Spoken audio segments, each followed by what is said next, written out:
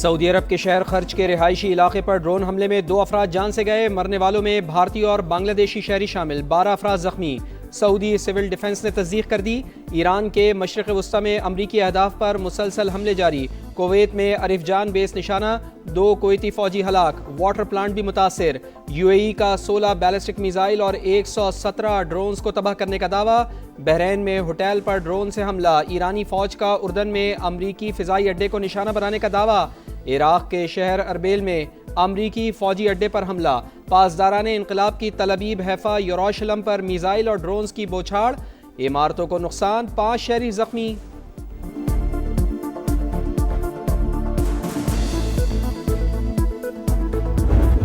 امریکہ اور اسرائیل کی بدترین دہشت گردی، جنگی جنون برقرار، ایران کی آئل تنصیبات کو نشانہ بنا ڈالا۔ تہران میں دھماکوں کی گونج، آئل ریفائنری آگ کی لپیٹ میں آ گئی۔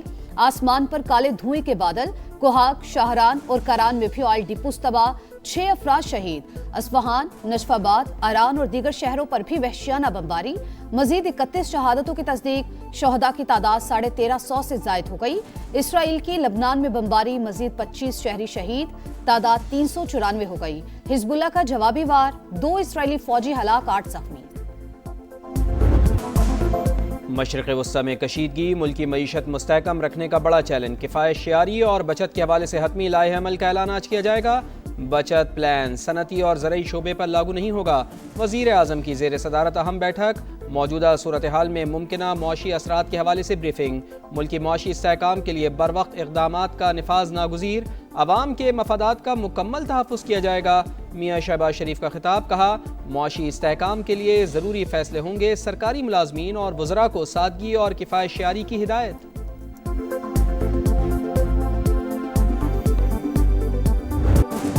ایران کے نئے سپریم لیڈر پر اتفاق کر لیا گیا، باضابطہ اعلان مجلس خبرگان رہبری کی جانب سے ہوگا۔ عالم دین آیت اللہ احمد علم اللہ خدا کی تصدیق، مجلس خبرگان کے رکن میر باقری کے مطابق اراکین کی اکثریت نے نئے رہبر اعلیٰ کے حق میں ووٹ دیا۔ نیا ایرانی سپریم لیڈر ہماری منظوری کے بغیر زیادہ عرصہ نہیں چل سکے گا۔ نئے رہبر اعلیٰ کی بقا ہماری رضامندی سے مشروط ہوگی۔ ٹرمپ کی پھر دھمکی، کہا امریکہ نہیں چاہتا چند سال بعد ایران کو دوبارہ جوہری ہتھیار بنانے کا موقع ملے۔ تہران پورے مشرق وسطی پر کنٹرول حاصل کرنے کی منصوبہ بندی کر رہا تھا۔ ایران کے پاس موجود یورینیم ضبط کرنے کے لیے تمام آپشن زیر غور ہیں۔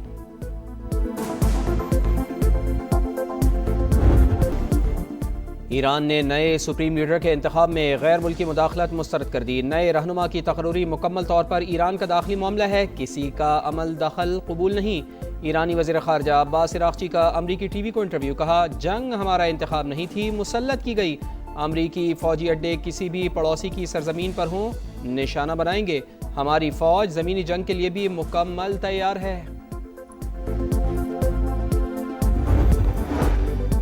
بیان کو غلط پیش کیا گیا، پڑوسی ممالک سے تنازع نہیں چاہتے، ایرانی صدر مسعود پزشکیان نے واضح کر دیا، کہا ہمسایہ ممالک پر رد عمل کا مقصد کارروائی نہیں، دشمن ایران اور خلیجی ممالک کے درمیان اختلاف پیدا کرنا چاہتا ہے۔ اگر کسی سرزمین سے ایران پر حملہ ہوا تو بھرپور جواب دیں گے، کسی کو اپنی سرزمین کے 1 انچ پر بھی قبضہ نہیں کرنے دیں گے۔ ایرانی قیادت امریکہ اور اسرائیل کے خلاف متحد، کوئی بھی ایران کو تقسیم کرنے میں کامیاب نہیں ہوگا۔ ایرانی قومی سلامتی کے مشیر علی لاریجانی کا بیان، ایرانی اسپیکر محمد باقر کالیباف کا کہنا ہے جنگ جاری رہی تو تیل کی پیداوار ختم ہو جائے گی، جنگ کی آگ میں امریکی مفادات بھی جل جائیں گے۔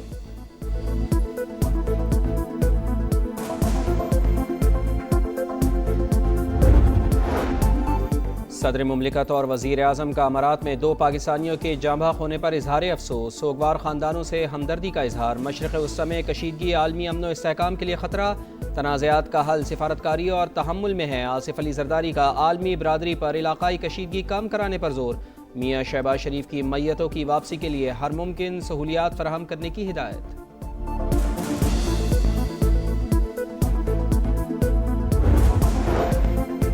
طاقت کا استعمال مسائل کا حل نہیں، فریقین فوری طور پر مذاکرات کی میز پر آئیں، چین کا فوجی کارروائیاں روکنے کا مطالبہ، بڑی طاقتوں پر صورتحال میں تعمیری کردار ادا کرنے کے لیے زور۔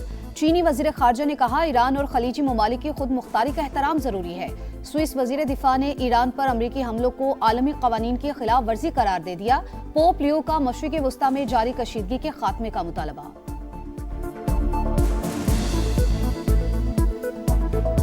آبنائے ہرمز کی مسلسل بندش سے عالمی معیشت پر دباؤ بڑھنے لگا۔ عالمی مارکیٹ میں خام تیل کی قیمتوں میں مسلسل اضافہ جاری۔ امریکی کروڈ آئل 12% اضافے کے بعد $90.89 فی بیرل میں فروخت۔ برطانوی تیل کے دام 8% بڑھ کر $92.69 ہو گئے۔ خطے میں فلائٹ آپریشن شدید متاثر۔ پاکستان سے مشرق وسطی کے لیے شیڈیول مزید 88 پروازیں اڑان نہ بھر سکیں۔ دنیا بھر سے مشرق وسطی کے لیے 8 روز میں 31,000 پروازیں منسوخ ہو چکی۔ وفاقی وزراء محمد اورنگزیب اور علی پرویز ملک کی پنجاب اور سندھ کے وزرائے اعلیٰ سے ملاقاتیں۔ پیٹرولیم مصنوعات کی سپلائی، ڈیمانڈ اور ذخائر پر بات چیت۔ طلب و رسد میں توازن کے لیے بچت پالیسی پر اتفاق۔ تنازع بڑھا تو خام تیل $120 فی بیرل تک جا سکتا ہے۔ وفاقی وزراء کی بریفنگ۔ مریم نواز کا زرعی استعمال کے لیے ڈیزل کی فراہمی یقینی بنانے کی ضرورت پر زور۔ مراد علی شاہ کا کہنا تھا توانائی کا ذمہ دارانہ استعمال اور عوامی تعاون ناگزیر ہے۔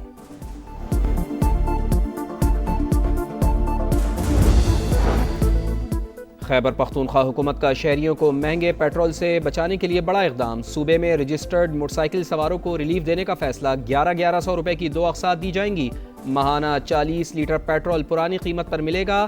سبسڈی پر 3.5 ارب روپے خرچ ہوں گے۔ وزیر اعلیٰ کے پی سہیل آفریدی کا BRT کا کرایہ بھی نہ بڑھانے کا اعلان۔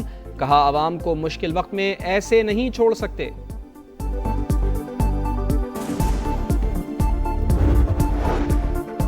بھارتی اسپانسرڈ دہشت گردوں کو چن چن کر مارنے کا عزم۔ سیکیورٹی فورسز کا خیبر پختونخوا کے مختلف علاقوں میں خفیہ اطلاعات پر ایکشن۔ 5 مقامات پر آپریشنز کے دوران 13 خوارج انجام کو پہنچ گئے۔ ISPR کے مطابق باجوڑ میں 5، خیبر اور جنوبی وزیرستان میں بھی 5، بنو اور ڈیرہ اسماعیل خان میں 3 دہشت گرد مارے گئے۔ اسلحہ اور گولہ بارود برآمد۔ سرچ آپریشن جاری۔ صدر مملکت اور وزیر اعظم کا سیکیورٹی فورسز کو خراج تحسین۔ دہشت گردی کے مکمل خاتمے کا عزم۔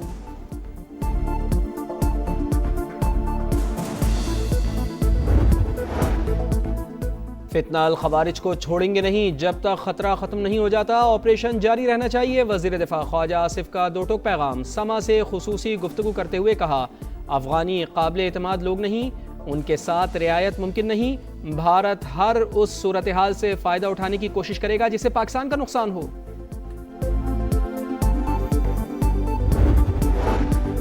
پاک فوج کا آپریشن غضب للحق پوری طاقت سے جاری۔ طالبان رجیم کے ہلاک کارندوں کی تعداد 583 ہو گئی، 795 زخمی۔ وزیر اطلاعات عطا تاڑر کے مطابق دشمن کی 242 پوسٹیں تباہ، 38 پر قبضہ کر لیا گیا، 213 ٹینک، بختربند گاڑیاں اور توپ خانے ملیا میٹ۔ پاک فضائیہ نے افغان طالبان رجیم کے 64 ٹھکانوں کو نشانہ بنایا۔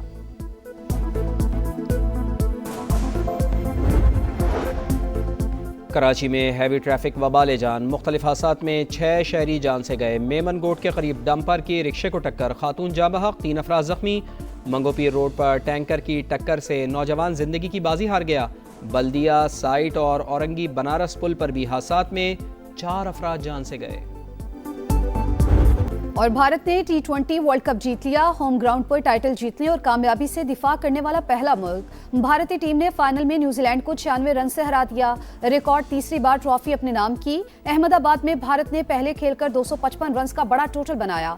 سنجو سیمسن کی 89، ایشان کشن کے 54 اور ابھیشیک شرما کے 52 رنز۔ ہدف کے تعاقب میں نیوزی لینڈ کی بیٹنگ لائن بری طرح فلاپ، 8 کھلاڑی ڈبل فگر میں نہ جا سکے۔ جسپریت بمراہ کے 4 شکار، پلیئر آف دی فائنل قرار۔ Sanju Samson player of the tournament.